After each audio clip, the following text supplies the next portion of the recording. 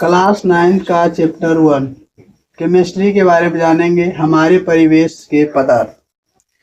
तो हम बता चुके हैं कि साइंस जो होता है, साइंस का मुख्यतः दो भाग है, एक लिविंग एक नॉन लिविंग। लिविंग के बारे में हम पढ़ चुके हैं, जिसमें सिर्फ और सिर्फ बायोलॉजी आता है। नॉन लिविंग दो प्रकार के होते हैं, एक केमिस्ट्री और एक फिजिक्स। यहाँ पढ़ेंगे केमिस्ट्री के बारे में।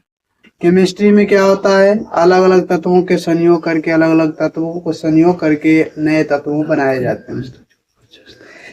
यहाँ पर रसायन विज्ञान किसे कहते हैं, तो दो या दो से अधिक तत्वों के जब आपस में संयोग कराया जाता है तो इससे कुछ भिन्नता वाले तत्व प्राप्त होते हैं। इसे ही हम कहते हैं रसायन शास्त्र। ये हमेशा दो या दो से अधिक तत्व इसमें संलग्न होते रहते हैं। अब जानेंगे पदार्थ क्या है। पदार्थ के बारे में जानेंगे तो कोई भी वस्तु जो कुछ स्थान घेरे, जिसमें द्रव्यमान एवं आयतन हो और जो अवरोध उत्पन्न करे, उसे पदार्थ कहते हैं। द्रव्यमान हो अर्थात कुछ वजन हो, कुछ स्थान घेरे, और यदि अस्थिर है तो अस्थिर रहेगा, और जब धक्का देंगे तो घर्षण के कारण आगे बढ़ेगा, यानी अवरोध उत्पन्न करेगा। तो जब इस प्रकार के पदार्थ हो तो उसे हम, मतलब इस प्रकार की वस्तु हो तो उसे हम पदार्थ कहते हैं। द्रव्यमान हो, स्थान घेरे और अवरोध उत्पन्न करे, ओकरा हम कहते हैं पदार्थ। द्रव्य क्या है, प्रश्न है द्रव्य क्या है। दो होते हैं, एक द्रव्य एक द्रव्य। एक द्रव्य जो होता है वो जल जैसा होता है, लिक्विड होता है, यानी कि पदार्थ का एक रूप होता है। ये द्रव्य, दुनिया की सभी वस्तुएं द्रव्य कहलाती है। ये द्रव्य, दुनिया की सभी वस्तुएं द्रव्य कहलाती है। और एक द्रव्य जो होता है वो लिक्विड होता है, जैसे चीनी, तो ये द्रव्य है, वो द्रव्य नहीं। अब जानेंगे पदार्थ की भौतिक प्रकृति। पदार्थों के कण का, ये जो पदार्थ होते हैं कणों का बना होता है, एक साथ संगठित होता है। पदार्थ के कण अत्यंत सूक्ष्म होते हैं। पदार्थ के कण अनावरत गतिशील रहते हैं, हमेशा गतिशील। पदार्थ का वर्गीकरण हम अलग अलग पदार्थ से, मतलब रूप में कर सकते हैं। पदार्थ के भौतिक गुण पर आधारित वर्गीकरण। हमारे चारों ओर पदार्थ विभिन्न रूपों में पाए जाते हैं। पदार्थों के विभिन्न रूप हैं, ठोस, द्रव, गैस। ये ठोस, ये द्रव, ये गैस। ठोस में सभी संघनित रूप में पाए गए हैं, द्रव में कुछ दूरी दूरी पर पाए गए हैं, गैस में बहुत दूरी दूरी पर पाए। इनके कण, तो इसी के आधार पर ठोस में सभी कण संगठित रहते हैं, द्रव में सभी कण दूरी दूरी पर संगठित होते हैं, और गैस में कण जो होता है बहुत दूर दूर में होता है। ठोस का कठोर होने का मूल कारण होता है इनमें आपसी कम दूरी से संगठित होना। द्रव में थोड़ा बहाव की प्रवृत्ति होती है और गैस में पूर्णतः बहाव की प्रवृत्ति होती है। ठोस कठोर क्यों होता है, प्रश्न आता है, ठोस कठोर क्यों होता है। तो इसमें होता है कि जो उसके कण जो आपस में जुड़े होते हैं, वो जुड़ने वाले बल को हम बोलते हैं अंतरा अणु आकर्षण बल। तो ठोस के दो कण के बीच अंतरा अणु आकर्षण बल बहुत नजदीकी से जुड़े होते हैं, इसी कारण ठोस जो होते हैं वो कठोर होते हैं। द्रव के कणों के अंतरा अनुआकर्षण बल ठोस की अपेक्षा कम होते हैं, फलस्वरूप इनमें बहाव की प्रवृत्ति होती है। द्रव के अंतरा अनुआकर्षण बल के से थोड़ा सा ज्यादा होता है गैस का। ज्यादा मतलब ज्यादा दूरी पर होता है, इसलिए गैस आसानी से विचलित होते रहते हैं। यानी अभी गैस आएगा सुगंध में, कुछ समय के बाद इसकी सुगंध हट जाएगी, यानी कि इसकी बहाव की प्रवृत्ति अलग पड़ जाती है। सबसे कठोर है ठोस, उसके बाद द्रव, और गैस सबसे कम निम्न होता है। पदार्थ की ठोस अवस्था। पदार्थ अत्यंत छोटे छोटे सूक्ष्म कणों का बना होता है। इन कणों के बीच एक प्रकार का आकर्षण बल कार्यरत रहता है। यह बल अंतराण्विक आकर्षण बल कहलाता है। इसके आंतरिक इन कणों के मध्य रिक्त स्थान रहते हैं, जिन्हें अंतराण्विक स्थान कहते हैं।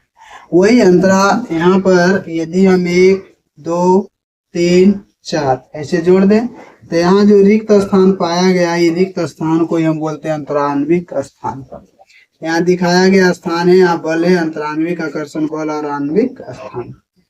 अब हम जानेंगे ठोस पदार्थों के समान गुण। ठोस पदार्थ के समान गुण क्या क्या होते हैं। पहला है संपीड्यता। संपीड्यता क्या होता है? तो द्रव्य ठोस में कभी भी संपीड्यता नहीं होती। द्रव्य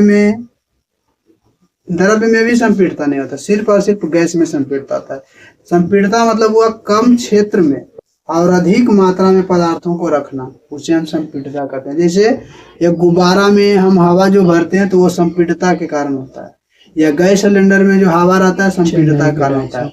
कम क्षेत्र में अधिक दाब से जब उसको प्रेशराइज करते हैं तो हवा जाती है। ठोस पदार्थ असंपीड होते हैं, हम बता चुके हैं पहले कि असंपीड होता है। बहाव, ठोस पदार्थ में बहाव की प्रवृत्ति नहीं होती है। ठोस पदार्थ में बहाव की प्रवृत्ति नहीं होती।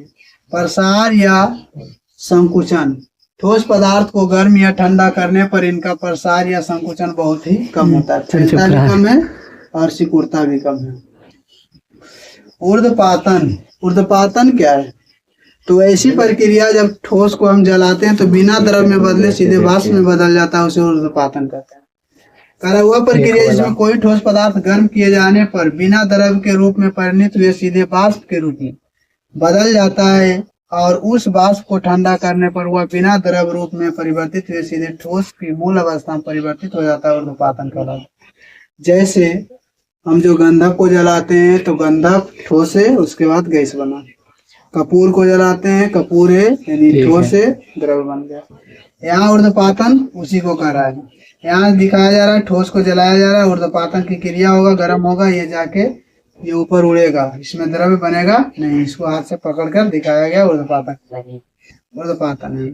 उदाहरण के लिए ammonium chloride, iodine, Kapoor, naphthalene, शुष्क बर्फ जिसको हम कार्बन डाइऑक्साइड का ठोस रूप कहते हैं, आदि ऐसे ही पदार्थ हैं जो गर्म होने पर ठोस से सीधे वाष्प में बदल जाते हैं, द्रव्य में बदलते नहीं है, उसे हम ऊर्ध्वपातन करते हैं। तो ये VVI क्वेश्चन हो जाता है। यहाँ पर कौन कौन से ऊर्ध्वपातन की घटना कराते हैं, तो उसमें आ जाता है ammonium chloride, iodine, Kapoor, naphthalene. यहाँ याद रखना है आयोडीन और कपूर को सबसे ज्यादा, उसके बाद याद रखना है नेप्थलीन, उसके बाद रखना है आप अमोनियम क्लोराइड को। प्रसारण, प्रसारण वह प्रक्रिया जिसमें किसी द्रव्य के कण किसी अन्य द्रव्य में प्रवेश करते हैं, उसे हम प्रसारण कहते हैं। द्रव्य के अन्य कण किसी अन्य द्रव्य में प्रवेश करते हैं, उसे प्रसारण कहा जाता है।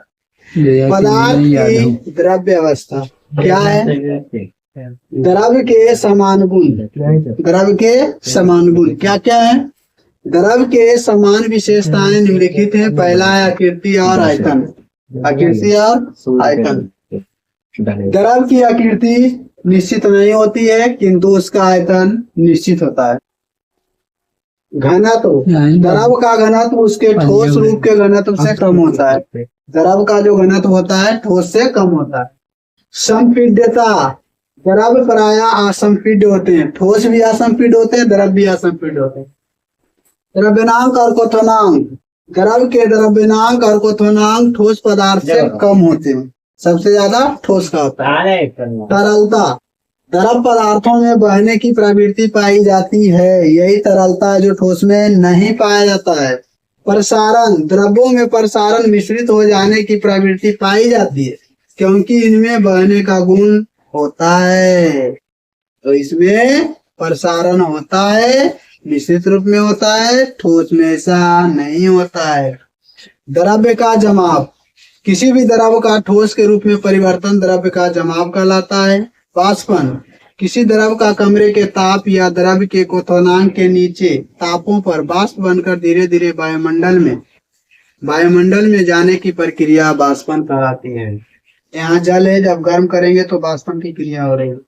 प्रश्न है जल उष्मक क्या है, ये बताना है जल उष्मक क्या है। दूसरा प्रश्न है वाष्पन क्रिया की व्याख्या करें, तो वहां पर आंसर आपको दिया हुआ है और आंसर को आपको लिखना है। जल उष्मक क्या है और वाष्पन की क्रिया की व्याख्या करें। वाष्पन की क्रिया में इसी को दर्शाना है और इसके बारे में, और जल का उष्मक क्रिया में भी इसी चीज को बताना है। वाष्पन को प्रभावित करने वाले कारक अलग अलग, द्रव की प्राकृतिक, द्रव का क्वथनांक जितना ही कम है उसका बाष्पन उतना ही तेजी से होगा। क्वथनांक कम, बाष्पन ज्यादा, बाष्पन कम यानी क्वथनांक ज्यादा। द्रव का ताप, द्रव का ताप पर प्रभाव क्या है? द्रव का ताप जितना ही अधिक होगा उसकी तीव्रता से द्रव का बाष्पन होगा। यानी कि यदि छोटा वस्तु में अगर पानी को गर्म करेंगे तो देर से होगा, जबकि चौड़े फिटिंग करेंगे द्रव का ताप जितना ही अधिक होगा उतनी ही तीव्रता से द्रव का बाष्पन होगा। यदि छोटा पात्र हो उसमें जल को गर्म करेंगे अधिक समय लगेगा तब जाके जल गर्म होगा, जबकि चौड़ा पात्र रहेगा तो वाष्प यानी तुरंत बन जाएगा, यानी तुरंत गर्म हो जाएगा क्योंकि उसका क्षेत्रफल अधिक होगा। द्रव की पृष्ठीय क्षेत्रफल, द्रव की सतह का क्षेत्रफल जितना ही अधिक होता है द्रव का बाष्पन उतना ही तेजी से होता है। वही बता रहे थे अभी, यदि छोटा वस्तु में गर्म करेंगे तो देरी से होगा, कम भाप बनेगा, जबकि चौड़ा में रहेगा जल्दी बनेगा।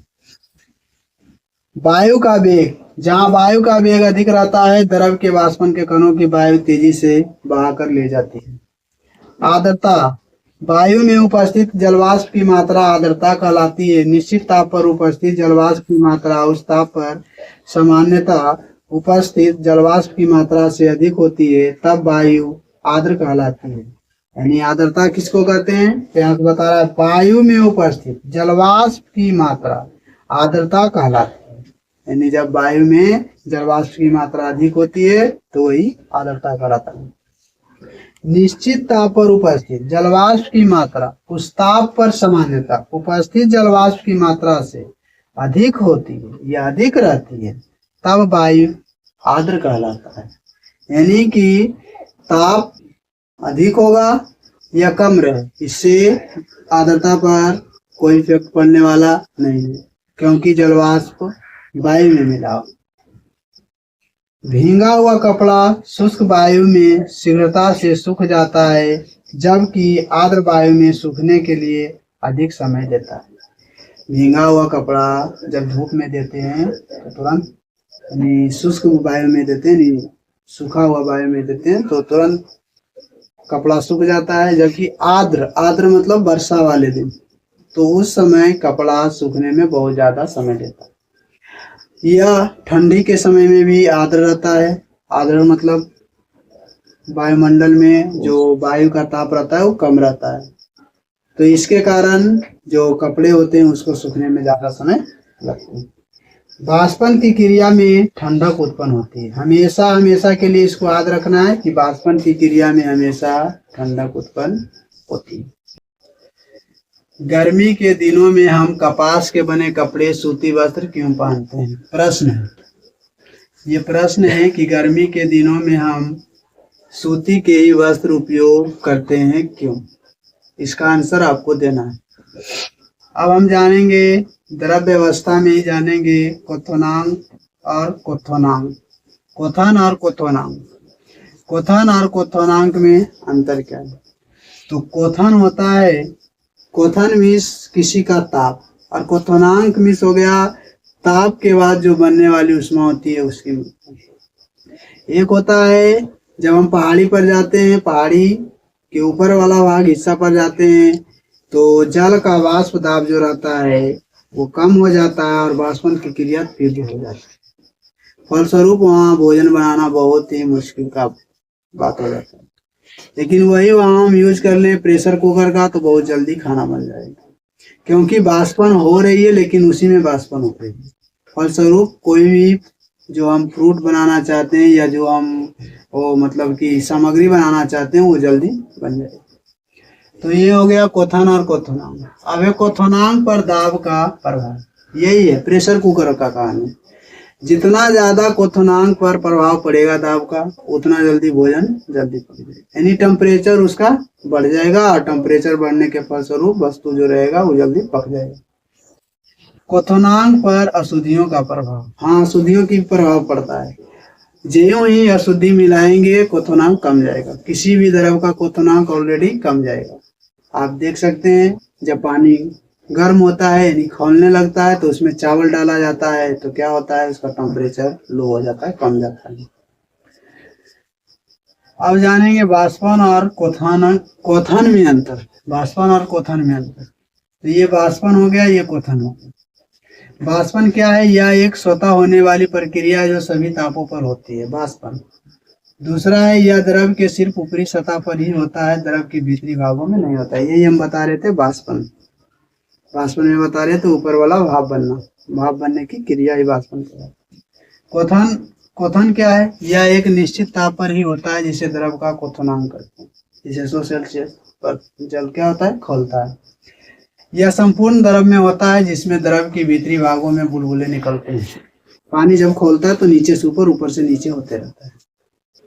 पदार्थों का गैसीय अवस्था क्या है? गैसों में आंतराणविक बल बहुत ही कमजोर होते हैं तथा आंतराणविक स्थान बहुत अधिक होता है, अतः गैस के कण पूर्णतः स्वतंत्र होकर समस्त उपलब्ध स्थानों में इधर उधर गमन करते हैं। इसमें जो कण होते हैं, कण के बीच में दूरी जो होता है बहुत ज्यादा होता है, जिसके कारण इनके कण इर्द गिर्द ज्यादा टाइम लेता है, और मतलब कि ज्यादा स्पेस होता है, इसके कारण ये घूमते रहता है। इसका अंतरानुकर्षण बल बहुत ही कमजोर होता है। किसका? गैस का। अब द्रव खत्म, अब हम गैस में जा रहे हैं। गैस के समान गुण क्या है?